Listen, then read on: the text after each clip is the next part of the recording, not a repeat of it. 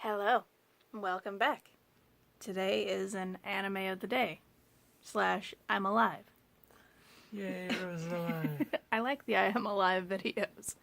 Anywho, our anime of the day is Ranma 1/2. So, he introduced it to me. Yeah, this is a really funny anime that I saw with my brother when I was a teenager on bootleg videotapes that people had made of it.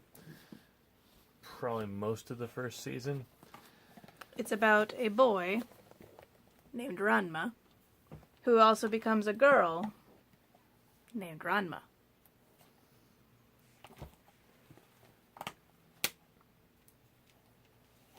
These particular Blu-ray sets are really snazzy. And each one of these is a whole... Like, technically a season? I think they are. 23 episodes each. So it ran for over 100 episodes. And it was on mainstream TV in Japan.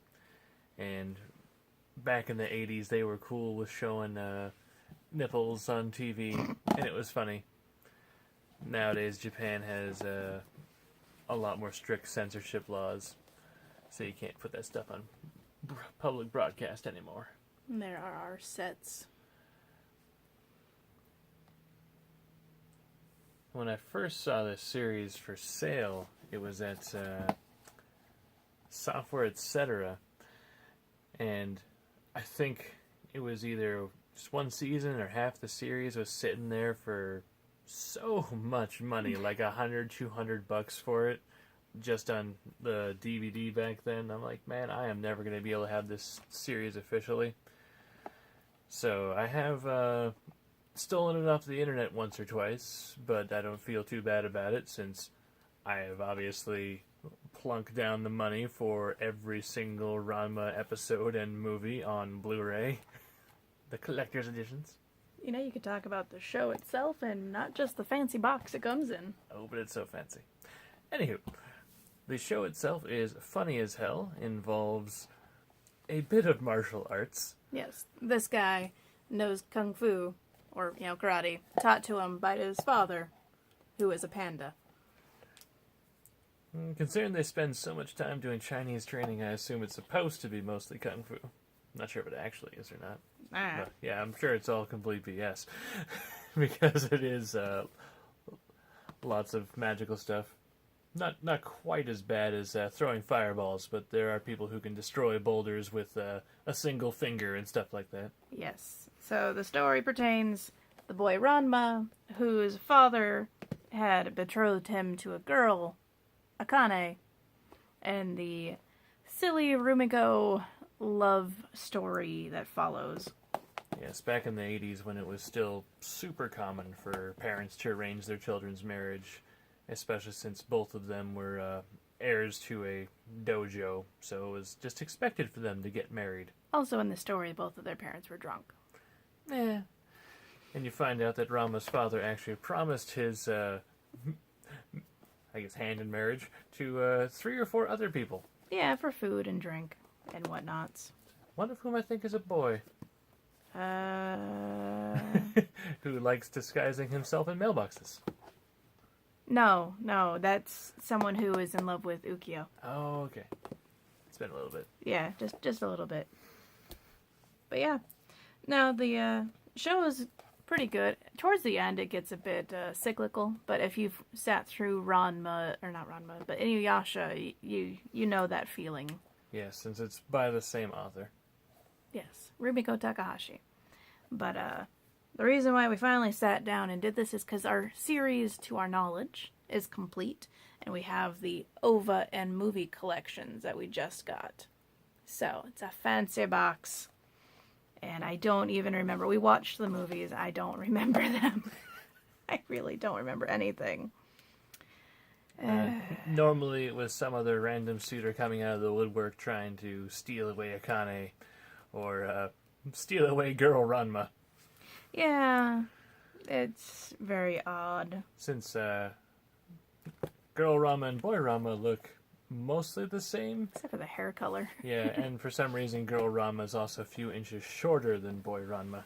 And despite the fact that they're normally wearing the same clothes when they transfer back and forth, there are several characters who never figure out. Like this guy. He's never figured it out once. Never figure out they're the same person. And there's at least one character that wants to run off with Girl Ranma and wants to kill Boy Ranma because he thinks he's keeping her from him. Owns her body and soul. Tarewashi? Kuno. Yes. Yes. Whereas this one loves Boy Ranma and wants to kill Girl Ranma. So, you know. She is a Chinese Amazon, because that's apparently a thing in this show. And he defeated her, so now they need to get married. Yep. And her dubbing is very Chinese. I just learned English, so her sentences are all off. Yeah. And if you don't know this, the Japanese historically like making fun of Chinese for being ignorant and stupid, so they would have them talk funny in their own Japanese dub also. But yes, the boxes are nice. They're all the hard, what are they called, chipboard or something. Yep. Some of them come with cool pictures of like shampoo inside Ryoga's, but I assume it's because then her set is next. Yes. So it's just the picture of the person who's on the next box. It comes with an art book, kind of, episode guide, but there's cool stuff in it. And then, of course, ads. And always ads. This anime is a little bit of a perverted comedy. I say that because if you've seen Love Hina and Rosario Vampire, other things that are devoted to being perverted comedies, those go way off the deep end, whereas this is normally just straight up slapstick comedy where Ranma normally is getting beat up by Akane or trying to beat up his father because they get into an argument over who should have the last bit of food or whatever in the house. Yes. Some of it gets tiring, but it can be fun. Yes. And then for those who care about what the discs look like he was saying, they're shiny. These ones are red and blue because the box is red and blue. So then, like, this one came from a green and yellow box, so it's green and yellow. And all the colors bleed into each other, so the set 1 is red and blue, so set 2 is blue and then pink. So then set 3 is pink and green. And like I've mentioned a few times, this anime is from the 80s, so I'm used to seeing it in terrible quality. However, these Blu-ray sets have been totally cleaned up. The animation looks so nice and crisp on a good HD TV. Yes. I think they redid some of the dubbing. Yeah, a little bit. So they cleaned that up too. The pilot episode, I think, is still the wonkiest of the bunch, but that's how any anime goes. They all sound like they were recorded in someone's bathroom for the first episode of a 80s or 90s translation. Yeah. But yeah. And I think at least they're pretty, if nothing else. The sets are pretty. And most of the theme songs are pretty damn catchy. Yes. The first one is definitely a good one. But yeah. I don't know. I would say watch it, but yeah, I say watch everything because I'm me, and everything is worth the watch, so. Yeah, and in general, most of the things that we own we really like, and that's why we own them. Since a year or so ago, we did go through our massive combined DVD, Blu-ray, whatever collection, video games, and got rid of the things we were like, well, we're never going to watch or play this ever again. Yeah. There's still probably a few things we're keeping for sentimental reasons, but... Yeah. But yeah. Anything that we have, and anything I'm going to show on here, unless there's a disclaimer of, I hate it, and that's why I'm showing it, I love it. Normally it's between, hey, this is an okay show, or this is a great show, or this is mostly a great show, but it has a terrible ending. So, there you go. That is not even, but you know. Martial arts comedy, gender swapping. Why not? Why not? So, it's expensive, so if you can't, YouTube. Yeah, a lot of it's available on YouTube and free chunks on the internet. I'm sure that there's some type of streaming service that would have access to this. But if you can't afford it, it's worth getting because they're pretty neat. They're funny. And we accumulated this over 2 or 3 years. Yeah, since they were releasing like one set every 4 or 6 months, something like that. Yeah, so. And the first one came with a panda keychain, and the first set had, I don't know if they still do, but it has a part of the manga in it. So it has the first chapter of the manga.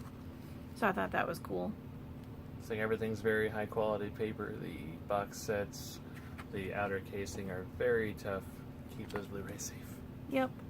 And so far, we haven't had any of the discs like wiggle around in them much. Nope. So those have been good. Yeah, since you get some DVD sets and everything's just broken and falling out of the pathetic things they decided would hold it together. Or you get like, since that's multiple discs, sometimes you get the insert that just pops out. Yep. Which is not helpful. We have something that does that, and I didn't know he's made a no end. Just comes. Oh, one of our Star Trek sets, like, it just came out like a book. Mm-hmm. There's... Well, I think one of the worst ones would be the Enterprise sets, the DVDs I used to have that came in those big gray plastic things that you'd pull apart, and then the set itself was inside a plastic sleeve, and you'd pull that off, and then you'd flip through this really fragile plastic bit. And one of them I had, the case inside was cracked all the way through because it was the last one that Best Buy had of like season 3 or 4, and I'm like, I need this because I am a Star Trek fanatic. But now we have a Blu-ray, so it's all in the past. It's not on Blu-ray, is it? Oh yeah, I didn't think they put Enterprise on Blu-ray. it is. Is it? Yeah, Voyager and Deep Space Nine don't get to be on Blu-ray. They're old. TNG and TOS are old. Where's my Stargate? Yeah, Stargate SG-1 on Blu-ray would be nice. But that is getting off track. That's where we live our lives. Somewhere lost in a field. Yep. So, watch Ranma. Ranma. Anywho, I think that's it. Yep. So I hope you have a great evening, or day, or week, or whenever you're watching this. And see you next time. Bye. Bye.